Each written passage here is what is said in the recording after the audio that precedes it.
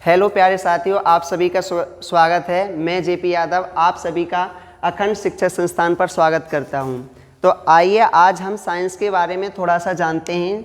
What is the science? Science किसे कहते हैं? साइंस के लिए कितने भागों में डिवाइड किया गया है? साइंस के जनक कौन हैं? तो डियर स्टूडेंट, जैसे कि आप सभी जानते हैं कि साइंस को हिंदी में क्या कहते हैं? विज्ञान कहते हैं।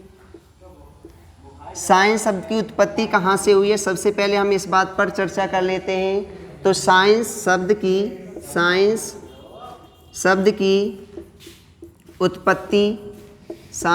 की उत्पत्ति लैटिन भाषा के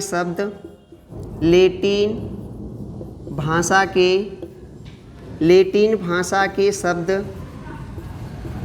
साइंटिया से मानी जाती है। लैटिन भाषा के शब्द साइंटिया से मानी जाती है। किससे मानी जाती है डियर स्टूडेंट? साइंटिया से मानी जाती है, जिसका अर्थ होता है किसका? साइंटिया का। साइंटिया का अर्थ होता है डियर स्टूडेंट्स सूचना या ज्ञान। सूचना या ज्ञान। तो आप सभी समझ गए होंगे, साइंस शब्द की उत्पत्ति लैटिन भाषा के शब्द साइंटिया से मानी जाती है, जिसका अर्थ होता है सूचना या ज्ञान।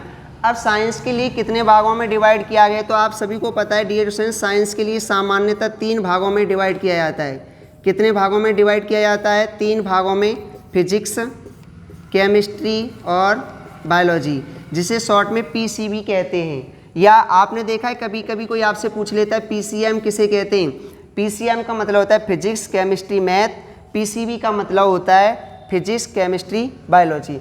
आइए हम जानते हैं कि सामान्यतः साइंस हमने पढ़ ली। साइंस के लिए 3 भागों में बांटा गया है, लेकिन थोड़े से डिटेल में बात कर लेते हैं कि साइंस के लिए कितने भागों में डिवाइड किया गया है। साइंस को देखें डियर स्टूडेंट्स, कितने भागों में डिवाइड किया गया है अभी आपको मैं बताने वाला हूँ। साइंस के लिए सामान्यतः तो 3 भागों में डिवाइड किया गया है, लेकिन अगर हम डिटेल में बात करेंगे तो साइंस के लिए 2 भागों में डिवाइड किया गया है। किस किस में भाग में डिवाइड किया गया है? एक नेचुरल साइंस होता है डियर स्टूडेंट्स। नेचुरल साइंस का मतलब होता है प्राकृतिक विज्ञान। क्या होता है इसका अर्थ? प्राकृतिक विज्ञान। दूसरा होता है फिजिकल साइंस।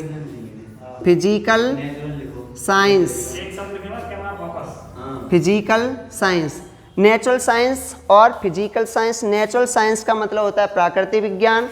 फिजिकल साइंस का अर्थ होता है आपका मानव द्वारा निर्मित विज्ञान। तो नेचुरल साइंस के लिए डियर स्टूडेंट 2 भागों में डिवाइड किया जाता है। एक होता है आपका बायोलॉजी। बायोलॉजी को आप सभी जानते ही होंगे, बायोलॉजी को हिंदी में जीव विज्ञान कहते हैं। एक होता है आपका मेडिकल साइंस। पुराने लोग आप सभी को पता है सभी प्राकृतिक चिकित्सा करते थे। फिजिकल साइंस के लिए भी हम जान लेते हैं कितने भागों में डिवाइड किया गया है, यानी कि मानव द्वारा निर्मित मानवों ने कितने प्रकार की साइंस बनाई है। तो डियर स्टूडेंट्स, आपको पता होना चाहिए कि मानव ने 3 प्रकार की साइंस का निर्माण किया है। सबसे पहले होती है हमारी फिजिक्स, केमिस्ट्री। तीसरा होता है, बेटा बताइए बहुत जल्दी से कमेंट करके, तो तीसरा होता है हमारा मैथ। अब आपके दिमाग में मैथ सुन के ही विचार आ गया होगा कि सर मानव द्वारा निर्मित मैथ कैसे हो सकती है। तो आप जानते हैं कि जीरो की खोज किसने की थी? आर्यभट्ट ने। जितने भी फॉर्मूलों यानी सूत्रों का निगमन किया गया है वो किसने किया है? मानव द्वारा निर्मित। तो आप सभी समझ सकते हैं कि जो मानव द्वारा निर्मित है वो मैथ भी होता है, फिजिक्स भी होती है, केमिस्ट्री भी होती है। आपको पता होना चाहिए कि साइंस के जनक कौन है? Galileo Galilei. इसी प्रकार से इन सभी के जनक एंड परिभाषाओं जानने के लिए हमारी नेक्स्ट वीडियो देखें। धन्यवाद।